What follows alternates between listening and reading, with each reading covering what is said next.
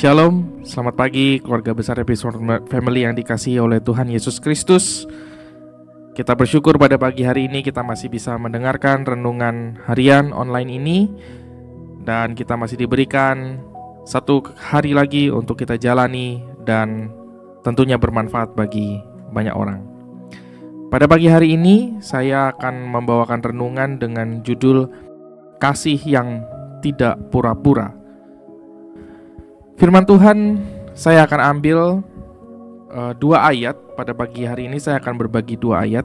Yang pertama, marilah kita membaca di dalam Roma pasal yang ke-12 ayatnya yang ke-9. Firman Tuhan berkata, "Hendaklah kasih itu jangan pura-pura, jauhilah yang jahat dan lakukanlah yang baik."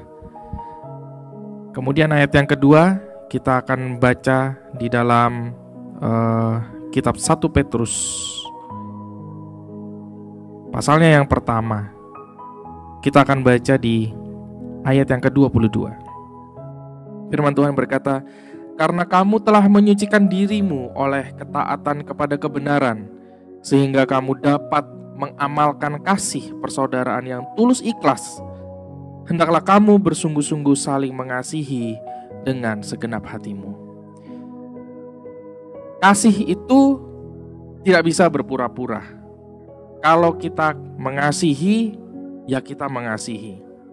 Secara spesifik saya akan membahas masih tentang kasih storge di dalam hubungannya di antara keluarga. Pertanyaannya berarti, apakah ada hubungan keluarga yang mempraktekkan kasih yang pura-pura? Jawabannya ada.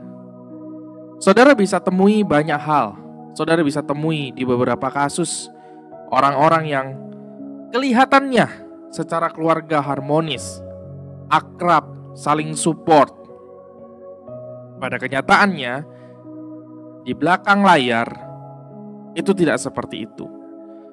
Suami istri yang kelihatannya harmonis di gereja, seolah-olah semua hubungan berjalan dengan baik, seolah-olah tidak pernah ada masalah. Tapi di belakangnya bisa saja mereka saling membenci satu dengan yang lainnya. Mereka saling menyakiti satu dengan yang lainnya. Pertanyaannya, apakah itu kasih storge yang Tuhan ajarkan? Tentu tidak, karena itu adalah sesuatu yang pura-pura. Supaya kelihatannya bagus di depan orang, supaya kelihatannya kita, terutama mungkin sebagai pelayan Tuhan, kelihatannya kita baik di mata orang, sehingga kalau kita sharing, ketika kita membawakan firman, membawakan renungan, kesannya kita itu baik aja. Supaya kita tidak dinista atau tidak dihakimi orang. Semua kita bungkus dengan casing yang bagus, sehingga orang melihat kita dalam kondisi yang baik. Tetapi jangan sampai ternyata di belakang hal itu semua hanyalah kepalsuan. Itu hanyalah sesuatu yang dibuat-buat. Karena kasih pada dasar tidak bisa berpura-pura, saudara. Kasih adalah Allah. Mana pernah kita temui Allah itu berpura-pura? Tidak ada. Allah selalu menunjukkan ketulusannya secara maksimal. Allah memberikan hatinya, segenap tubuh jiwanya kepada kita, dikorbankan di kayu salib. Itu adalah bentuk kasih. Kalau kita tidak bisa memberikan kasih yang serupa kepada keluarga kita, maka itu adalah kasih yang pura-pura, hanya untuk dipandang baik untuk orang. Pertanyaannya, kalau kita lakukan itu, buat apa?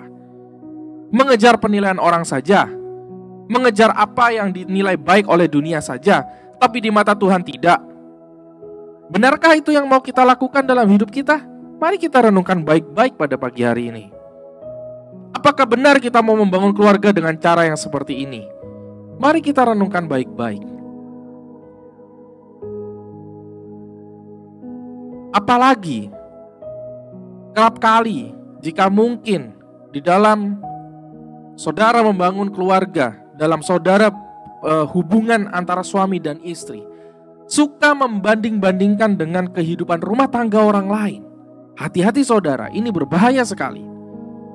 Mau saudara bandingkan itu dengan saudara-saudara yang lain ada di dalam gereja, dengan pasangan suami istri lain yang ada di dalam gereja, atau saudara membandingkan lebih parah lagi dengan semua yang sudah terpampang di media sosial, apalagi saudara mau bandingkan lagi dengan sosok-sosok yang lain, public figure yang lebih terkenal barangkali.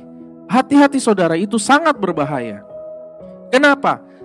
Karena bisa jadi yang saudara sedang bandingkan, bisa jadi pasangan suami istri lain di dalam gereja, apalagi yang ada di dalam sosial media, itu adalah kepalsuan yang sedang mereka tampilkan. Dan saudara bandingkan kehidupan rumah tangga saudara yang real dengan kepalsuan yang ditunjukkan oleh orang lain. Itu akan menjadi semakin merusak.